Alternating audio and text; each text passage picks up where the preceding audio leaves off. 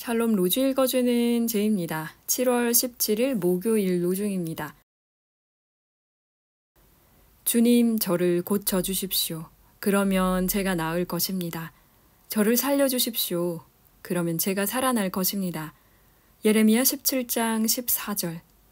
그러나 너희는 인자가 땅에서 죄를 용서하는 권세를 가지고 있음을 알아야 한다. 그리고 예수께서 중풍병 환자에게 말씀하셨다.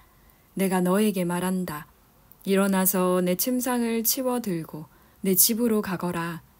그러자 곧 그는 사람들 앞에서 일어나 자기가 누웠던 침상을 거두어 들고 하나님을 찬양하면서 집으로 갔다. 누가복음 5장 24절 25절. 주님 앞에 모든 슬픔과 짐을 맡기는 하루 보내세요. 샬롬 하올람. 샬롬, 좋은 아침입니다. 오늘도 말씀과 기도로 하루를 여는 우리 서로님들을 축복합니다.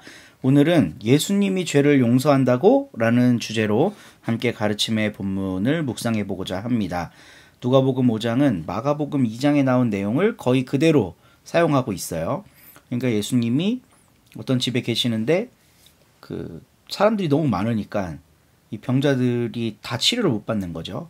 근데 친구들이 그 병자를 데리고 지붕으로 올라가서 지붕을 뜯고 내려와서 예수님께 치료받는 내용이고, 예수님은 거기에서 굉장히 의미심장한 말씀을 하십니다. 내 죄가 용서받았다. 그러니까 친구들의 믿음의 행위를 통해 죄사함까지 이어지는 굉장히 독특한 본문인 거죠. 유대교에서 죄는 제사를 통해 해결됩니다. 예수는 제사 없이 친구들의 믿음의 행위를 보고 죄사함을 선포합니다. 이 모습을 보고 율법학자들이 어이없어 하는 거죠. 누가복음에는 율법학자와 바리새파 사람이라고 나옵니다. 이거 뭐야 이거? 지가 뭔데 죄사함을 선포해? 라고 얘기하는 거예요. 율법학자나 바리새인들은 하나님만이 죄를 용서하신다고 믿었어요. 이 맞죠? 우리도 이렇게 믿잖아요.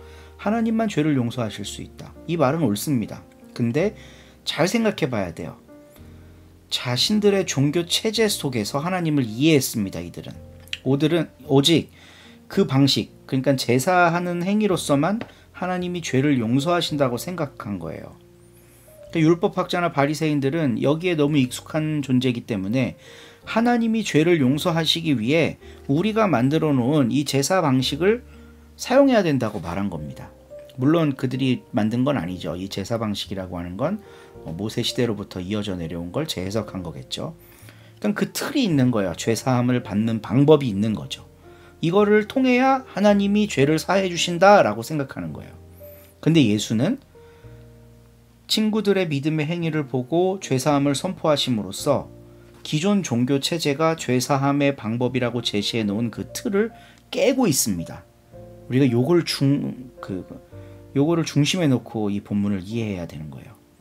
그냥 예수가 하나님의 정권을 받은 분이기 때문에 제사함을 남발할 수 있는 능력이 있어서 그런 게 아닌 겁니다. 그들이 죄사함의 방식이라고 한 이 틀을, 그들은 이제 바리새파 율법학자들, 이 틀을 깬 거예요. 예수님의 죄사함은 틀을 깨는 행위였습니다.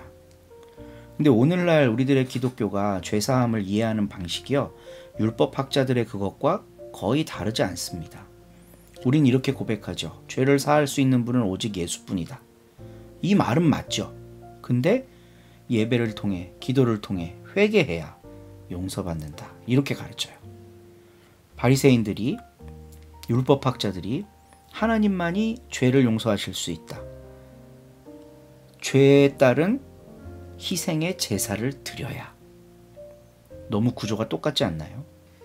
그러니까 우리가 이 구조 속에 갇혀 있기 때문에 영화 밀양의 오류가 계속 발생하고 있는 겁니다. 영화 밀양 다들 잘 아실 거예요. 아들을 죽인 살인자가 지금 감옥살이를 하고 있습니다. 엄마는 정말 슬퍼서 밀양으로 내려가서 이 신앙으로 극복해 보려고 애를 써요. 그래서 이 신앙으로 극복하기 위해 마지막으로 자기 아들을 죽인 사람을 찾아갑니다. 내가 당신 용서하겠다라고 말하려고 찾아간 거죠. 근데 살인자가 얼굴이 천사 같아요. 저는 이미 이 안에서 예수를 믿고 용서받았습니다. 엄마가 멘붕에 빠지는 거죠. 아니 왜 지가 뭔데 용서를 받아? 예수님이 용서하시잖아요. 회개하면 용서해 주시잖아요. 저 예수님 받아들였고 회개했습니다. 교리적으로는 완벽하죠. 근데 아들 죽은 엄마의 마음은 해결이 안 되는 거예요. 이런 오류가 우리들의 틀 속에서 계속 발생하고 있어도 고칠 생각을 하지 않습니다. 대원칙이 변하지 않으니까. 죄는 예수만 용서하신다? 어떻게? 예배하고 기도하고 회개하면. 죄라고 하는 거는요, 우리들의 틀 속에 있는 겁니다. 과거에는 율법이라고 하는 틀 속에 있었고 오늘날은 우리들의 교리라는 틀 속에 있어요. 예수님은 내가 죄를 용서할 수 있는 권한이 있기 때문에 죄사함을 선포할 수 있는 거야, 이런 가르침을 주신 게 아니라 너희들이 이렇게 해야만 죄사함을 받을 수 있어라고 하는 그 틀을 벗어나지 않고서는 죄의 문제를 해결할 수 없다는 걸 가르치신 거예요. 그러니까 오늘날도 마찬가지입니다. 기독교가 교리로 만들어 놓은 틀, 그게 죄인을 양성하거든요. 그대로 안 하면 죄가 계속 유지되는 거야. 근데 그 틀을 깨야만 죄의 문제가 해결된다는 겁니다. 예수는 그걸 가르치셨다는 거죠. 죄사함이란 무엇인가?